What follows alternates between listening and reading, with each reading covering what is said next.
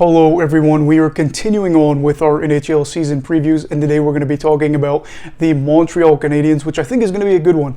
Now before we start, please make sure to subscribe if you are new to the channel and you want to see more content. I really would appreciate support if you are interested in hockey. I'm hoping to do this one day as a full-time YouTuber, so I would appreciate it if you're actually interested. If not, just sit back and enjoy the video if you're kind of on the fence. So let's talk about the Habs. The Quebec franchise is coming off a pretty turbulent stretch of time where they went to the 2021 Stanley Cup Final and then followed it up with a terrible season. They had the worst record in the league with a record of 22, 49, and 11 for a total of 55 points during the 2021-22 campaign.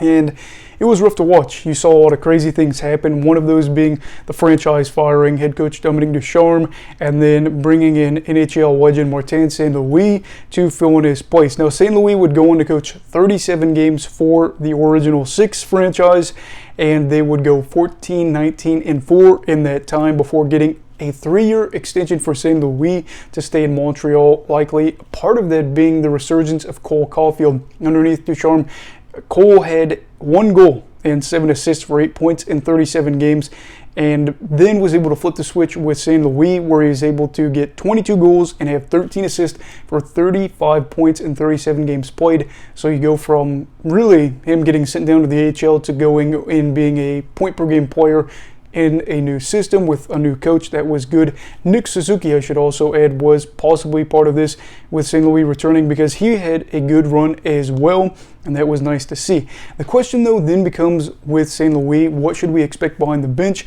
for this season? I would undoubtedly say step one will be to develop these younger guys. You have to think they have plenty of young players that are going to be out there for their opening day lineup.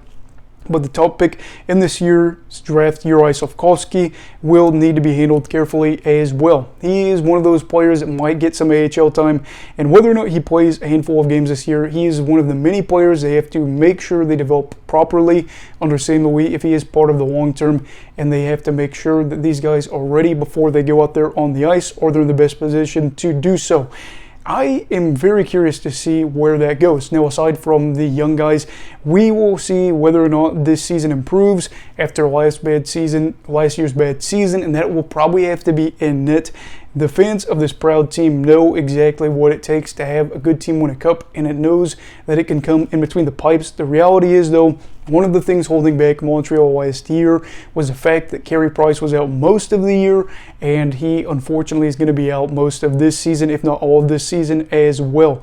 Price is a former Vezina caliber goalie, but has battled injuries, has had to do things in his personal life to deal with that, and has missed subsequent time and has not played up to his standards, which I totally get. He has had to do a lot, and he's played a lot and had some great moments, but the reality is at the moment it looks like 32-year-old Tendy Jake Allen will be the starter in his place, and with St. Louis he's going to have to hope that Allen is ready, as Allen has kind of been more of a backup fill-in guy over the past few seasons, and this does worry me a little bit for the Habs as they are pushing forward into this season, hoping that he can fill that void. He played 64 games the past 2 campaigns, has a save percentage of .906, which ranks 25th out of 31 goalies, I should say, who have played at least 64 games the past 2 campaigns, and he has a goals against average of 3.01. Also have to remember, it's not necessarily all his fault.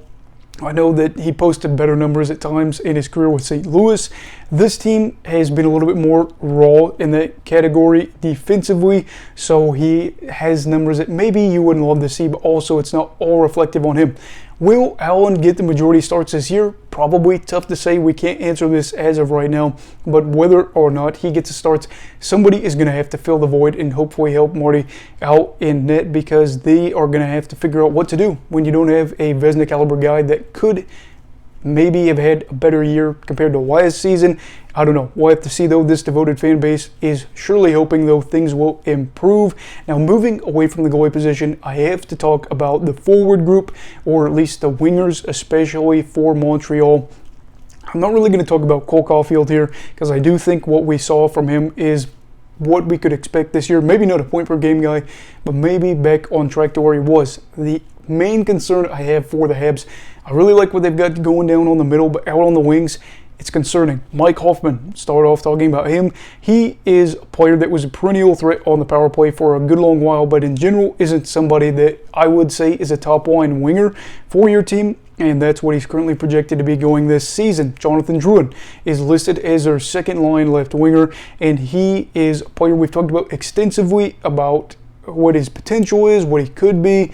As of right now, he hasn't really lived up to that. I'm not going to throw the towel out yet, but I do need to see something from him in the next year or so. It just seems like we always are expecting something, and nothing has happened. Not to say that his situation has been perfect at times, but here we are. And if you're going to play in a top 6 role, your team desperately needs you. In the same respect, you have a guy like Josh Anderson on the second line as well, and he's a player that was a gamble for Mark Bergevin, and he doesn't seem to be paying off at the moment.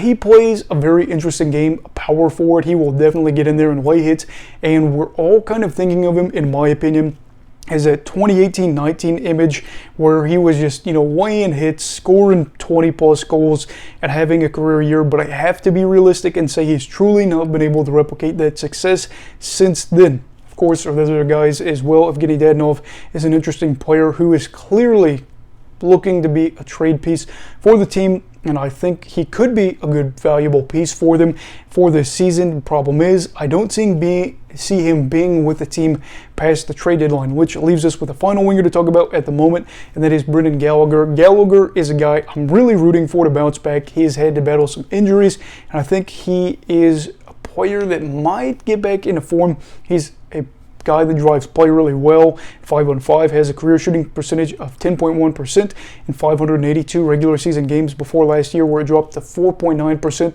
So half of the shots that he normally takes and makes weren't the case in the 56 games he played. Will he get back to scoring 30-plus goals again? I don't think so, but I am hoping that if he can, that'll help out the team tremendously.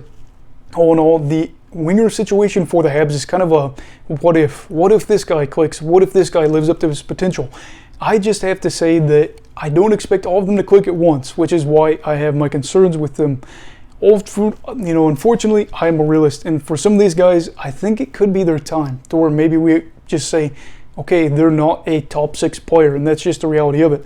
Now, I will say, again, I love what Montreal is building down the middle. That is looking really good there. And I have to wrap this up and kind of just say at the end my thoughts. Do I think Montreal is going to be a playoff team this year?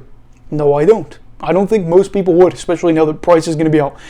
The reality is their expectations are different than years past. I think it's a pretty common opinion for people to understand they are not in a win now mode because they just cannot win. They can't win enough, I should say, to make the playoffs realistically and then go on runs. It's pretty unrealistic in general, I should say, for them to expect that. I don't know if they'll have the worst record in the league this year, but losing Price really does hurt if he was able to play well. But in general, what did I say at the beginning of the video? St. Louis and the guys really just need to make sure those young guys are developing, that they're getting experience from the veterans, and in general just becoming part of this future that looks decent. They keep getting first-round picks, and all around I'm feeling really good about what Quebec is possibly going to have looking forward to them in the future. The GM has been able to acquire top-end picks, and this could pay off for them.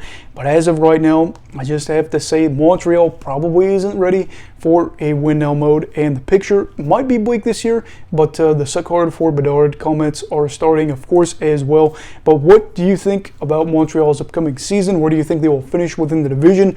I said a few days ago Buffalo, and they might fight for that, the 7th and 8th place. But I want to hear your thoughts. Let me know down below in the comments, and please make sure to subscribe if you enjoyed this video. I really would appreciate it if you're interested, of course. Anyway, everybody, please make sure to stay safe, have a great night, and you go with hockey all right. Goodbye, Brigadiers and Brigadettes. This is your captain signing off. Have a great night.